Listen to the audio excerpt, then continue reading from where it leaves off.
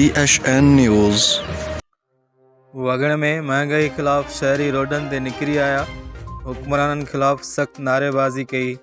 तफ़सील मूजिब वगण में समाजी तंज़ीम सुजाग नौजवान इत्तेहाद वगण जा नौजवान ऐं शहरी रोडन ते निकिरी आया ऐं हुकूमत खिलाफ सख्त नारेबाज़ी करे टायरनि खे बाहियूं ॾेई एहतजाजी मुज़ाहिरो करे धरणो हणी मुख्य चौक वगण बंदि करे छॾियो, जंहिं सबबि मुख़्तलिफ़ शहरनि मां ईंदड़ वेंदड़ ट्रैफ़िक मुअत्तल थी वई।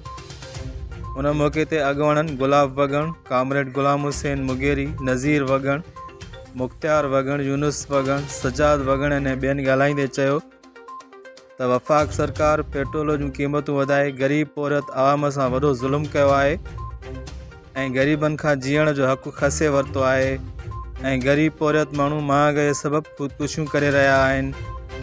उन्हनि मुतालबो कयो त पेट्रोल खे सस्तो कयो वञे ऐं पैदा थियल हथरादू महांगाई ते कंट्रोल कयो वञे। ॿी सूरत में समूरी सिंध में सख़्तु एहतजाज कयो वेंदो।